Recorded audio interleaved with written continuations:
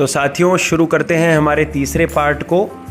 यज्ञ स्थल की ओर बढ़कर हम आगे बढ़े तो सबसे पहले दाहिने तरफ आदरणीय गुरुदेव का यहाँ पर आवास बना हुआ था। सजावट आप देख सकते हैं, बहुत ही शानदार सजावट यहाँ पर थी और ये सब देखने को बन रहा था। हम फिर उसके बाद दर्शन करने पहुँचे जिस जगह से ये प्रसिद्ध है भगवान खरदरेश्वर महादेव, जो कि स्वयंभू शिवलिंग है, अपने आप यहाँ पर उत्पत्ति हुई और सामने आप देख रहे हैं अभिषेक हो रहा था उस समय में। फिर हमने यहाँ पर परिक्रमा की और ये आप सामने दर्शन कर रहे हैं नंदेश्वर भगवान के। फिर हमने चारों तरफ परिक्रमा की और परिक्रमा के बाद हमने अभिषेक देखा, आनंद लिया और अभिषेक के बाद हम लोग आगे बढ़े तो इसी प्रांगण में हनुमान जी का बहुत ही सुंदर मंदिर था और इसी के नीचे की तरफ त्रिवेणी संगम यहाँ पर है, जहाँ पर अनेक श्रद्धालु स्नान कर रहे थे और इस त्रिवेणी संगम की अपनी एक महिमा है। फिर यहाँ से हम आगे बढ़ते गए और यज्ञशाला की ओर पहुँचे, जहाँ पर यज्ञ विरामावस्था में था और अल्पाहार का जो है समय था, इसलिए हम वहाँ पर थोड़ी देर बातें की हमने और इसके बाद हमने भी परिक्रमा शुरू की। सबसे अच्छी खास बात ये रही कि यहाँ पर यज्ञ मंडप वगैरह अति सुंदर और बहुत ही भव्यता लिए हुए थे। चारों तरफ हरियाली से ये सरोवर, ये पूरा प्रांगण था और जैसे ही हम थोड़े और आगे बढ़े तो हमारे गांव के जो भक्तगण हैं, जिनमें ओम जी जोशी, सांवर जी भाई साहब, विनोद जी भाई साहब और किशन जी तेली, सभी हम लोगों को, हमारी मंडली को मिले। इसके बाद हमने आदरणीय गुरुदेव के दर्शन किए। दर्शन करने के बाद क्योंकि गुरुदेव के सानिध्य में पूरा यज्ञ हो रहा है तो उनका व्यस्त रहना बनता है। इसके बाद हम सब ने गुरुदेव भगवान से आशीर्वाद प्राप्त किया और देखते ही देखते हमारी पूरी मंडली वहाँ पर आने वाले संत, महंत और अनेक महान विभूतियों के दर्शन का सौभाग्य ले रही थी और हम सब खूब वहाँ पर भगवत चर्चा भी कर रहे थे। श्री राम नाम की उद्घोषणा भी हम लोग वहाँ पर कर रहे थे। इसके बाद आगमन हुआ जगत गुरु विजयाचार्य जी महाराज, जो कि वृंदावन धाम से यहाँ पर पहुँचे थे। उनके साथ में प्रखंड भागवताचार्य डॉक्टर मोहन शरण जी शास्त्री भी उपस्थित थे एवं अन्य महामंडलेश्वर एवं संतगण उनके साथ उपस्थित थे और आप देख रहे हैं बहुत ही अनुपम दृश्य था। उनका ओरा अपने आप में बहुत ही सकारात्मक था और सभी भक्तगण उनसे आशीर्वाद ले रहे थे। हमने भी आशीर्वाद लिया और जयकारों से पूरा पंडाल वहाँ पर गूंज उठा था।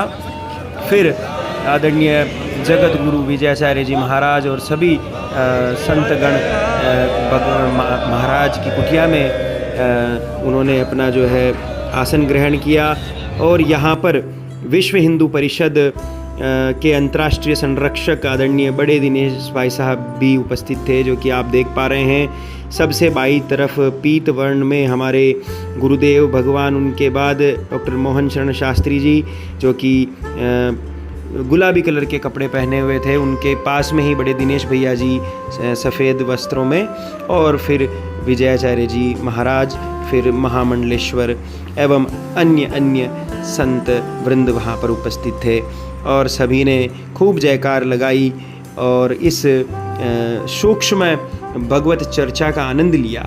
हमारा सौभाग्य था कि हम इतने समीप से इतनी महान विभूतियों को देख पा रहे थे, तो ये अपने आप में एक बहुत ही अनुपम अनुभव हमारा था।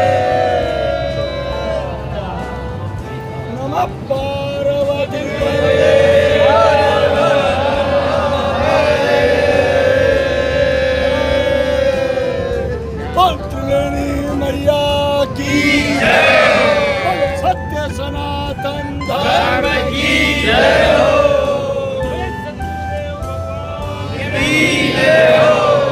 सभी भक्तों की जय हो। वंदे मातरम, जय श्री राम, जय श्री राम, जय श्री राम, वंदे मातरम। इन जयकारों और उद्घोष के बाद हम सब यहाँ पर यज्ञ की चर्चा कर रहे थे, जिसमें हमारे साथी कह रहे थे कि यज्ञ की परिक्रमा 108 करनी चाहिए। इसके बाद एक साथी ने कहा कि 4 परिक्रमाओं से ही हमें उतना जो है लाभ मिल जाता है। तो यज्ञ भगवान की फिर हमने यहाँ पर परिक्रमा शुरू की और 4 परिक्रमा करके ही हमने जो है यह सौभाग्य प्राप्त किया।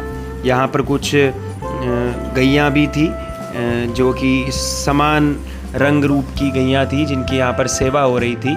तो ये यज्ञ मंडप के जस्ट पास में ही ये गायें यहाँ पर थी जिनकी सेवा यहाँ जो उपस्थित जोड़े हैं जो यज्ञ में बैठे हुए थे वे सब कर रहे थे।